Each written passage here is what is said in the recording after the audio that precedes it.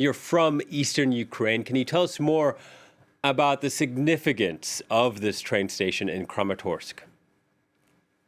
Yes, thank you. Although I'm now in Kiev, but I was born in Donetsk and like near Kramatorsk, there is my summer house, which I've been commuting through the Kramatorsk train station. So basically to come from Kiev to Kramatorsk and then going back to my summer house. So I've been there lots of times. I'm shocked basically because it's really important.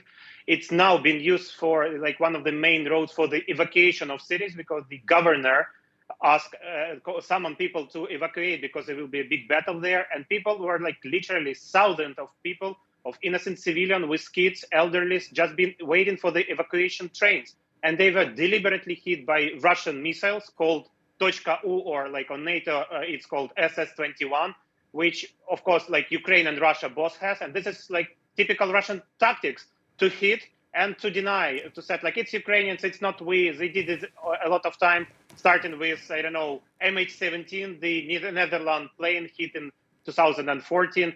The same they did in Bucha, and now they did once again in Kramatorsk. They said it wasn't me, but they are Russians. Deliberately, these are Russian soldiers who are killing innocent civilians, and this is a crime. Yeah, and moments ago, your president, Volodymyr Zelensky, said that there were no Ukrainian troops at the station at the time. Is that your understanding as well? Imagine even like Russian claim that like Ukrainians are using the railway to transfer the equipment there, but like you will never deliver an equipment to a train station where is there like people are evacuating. You will use like a cargo depots for this stuff. You will never use the typical like railway station like in the Kramatorsk. And Kramatorsk is a city of like 150,000 inhabitants. It's a like engineer city. So this is like a capital of Ukrainian engineers. There are like huge amount of different plants there, and like engineers are just like literally evacuating like from all of the region which is not yet occupied, and people are evacuating to Dnipro, to Kiev, to Western Ukraine, and this is what they've been started to do.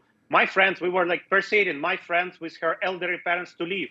It took us like 2 weeks to persuade them, and yesterday, thanks God, they left from exactly this station. It was yesterday. My friends left Kramatorsk, and today they hit with the missiles. It's as I told you, it's a massacre. It's a war crime. Why on earth you hit just a peaceful people, and like 100 people are injured and more than 30 already reported died? Yeah, and given the casualties that are coming in, and this toll might get higher, as you mentioned, thousands of people thought to be there. Are there the means in Kramatorsk or at this train station to treat everyone who has been injured by these strikes? Yeah, there are medicals there, but you know when the missiles hit, like a lot of people died simultaneously, but they will be heavily wounded. People who will have huge amount of problems with the health, and the health system currently is really not delivering the services it should deliver. So I would urge like the countries or European Union to help our wounded people, to take them for the treatment, and as well I will urge for the Western countries to help us with more sophisticated weapons to kick out Russian from our territory for Ukraine to win this war.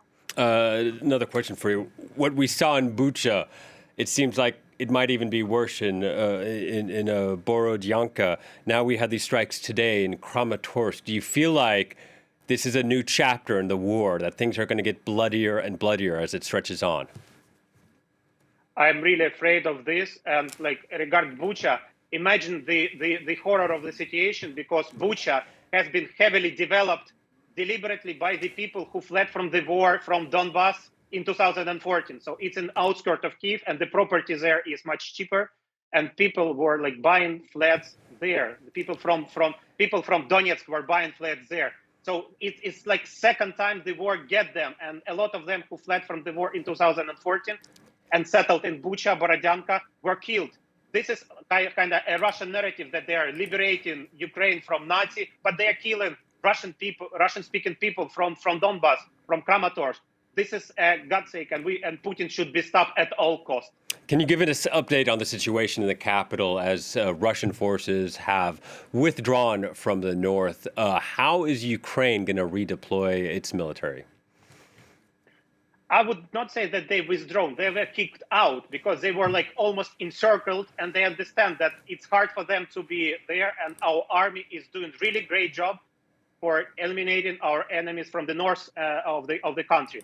Now Kiev is returning to a like more or less normal life, if we could say this. Still a lot of checkpoints in the country, in the city, but we see a huge traffic jam, which apparently it won't be that way like a month ago.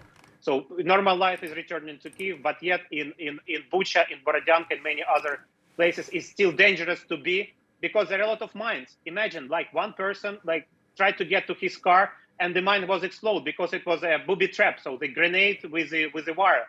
So they mine in the the civilian property, and this is what our soldiers are now currently do, trying to to demine for people to be able to live. But still, a lot of people don't know where to live because their property was like completely destroyed. They don't have anything to live. So now a lot of volunteers are trying to just to block by block to get people or the dead bodies out of the destroyed building. So this is what's happening now in Kiev and on the outskirts of Kiev that's been liberated by the Ukrainian army. Alexei, thank you very much for giving us that update and telling us the latest on the ground there. Alexei Ryabeshyan, advisor to the Deputy Prime Minister.